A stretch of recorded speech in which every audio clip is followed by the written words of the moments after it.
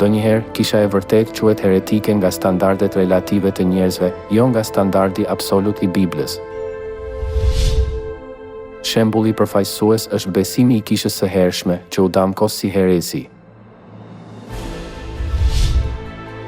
Ne kemi gjetur se ky njeri është një murtaj dhe shkakton trazira midis gjithë judenjve që janë në botë dhe është kryetari i sektit të Nazarenasve.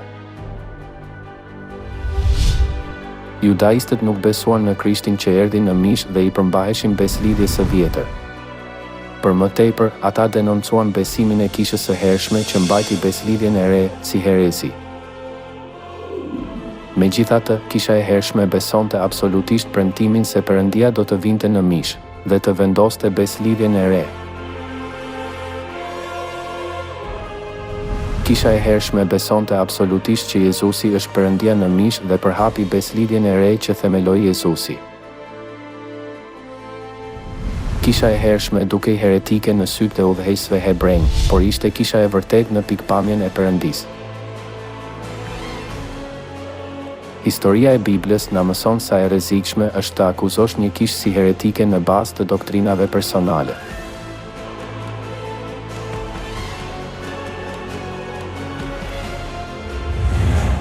Atëherë, çfarë është herezia absolute që e përcakton Bibla?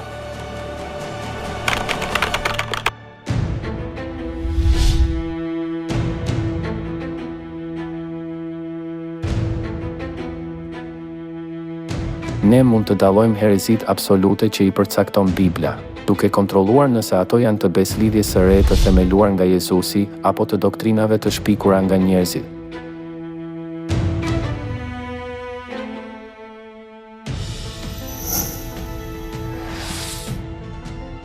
Së pari, kisha që mban shërbesën e së dielës, një doktrinë e krijuar nga njeriu, është heretike. Perëndia na urdhëroi ta mbajmë të shenjtë Shabatin si urdhërimin e 4 të 10 urdhërimeve. Dhe Jezusi tha se mbajtja e Shabatit ishte zakoni i tij dhe lexonte shkrimet e shenjta në sinagogë ditën e Shabatit. Arsyeja pse Jezusi e mbajti Shabatin ishte për të na dhënë një shembull që duhet ta ndjekim.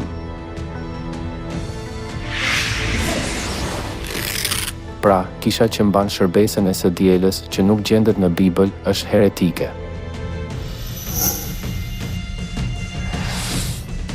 Së dyti, kisha që nuk e mban Pashkën është heretike.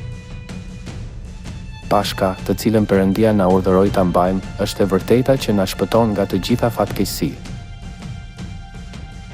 Jezusi i urdhëroi dishepujt e tij të mbanin Pashkën.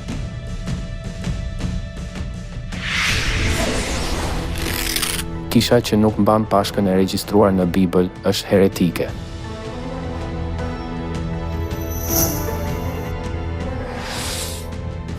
E treta, kisha që feston lindjen e Jezusit më 25 dhjetor, gjë që nuk gjendet në Bibël, është heretike.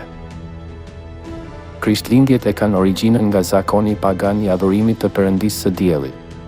Nuk ka asnjë të dhënë në Bibël që krishtlindjet të festohen më 25 dhjetor.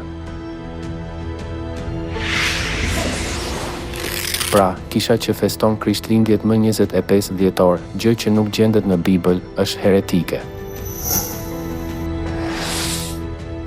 I katërti, kisha që ngre kryqin është heretike.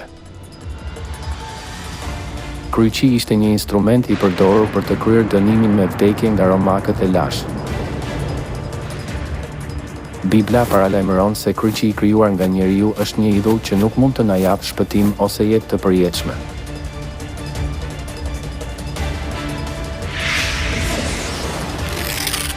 Pra, kisha që ngre dhe shenjtëron kryqin, një instrument vdekjeje që u përdor për ta trajtuar Jezusin si kriminal dhe për t'i shkaktuar vuajtje të mëdha, është heretike.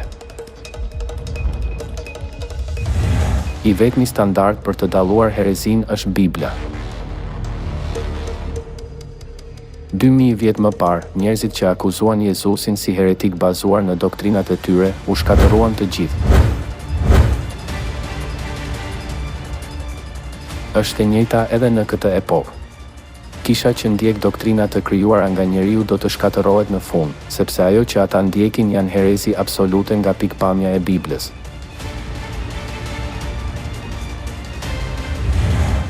Ju lutem dalloni kishën e vërtetë që ndjek mësimet e Biblës nga kishat e rreme dhe hyni në mbretërinë e qiellit.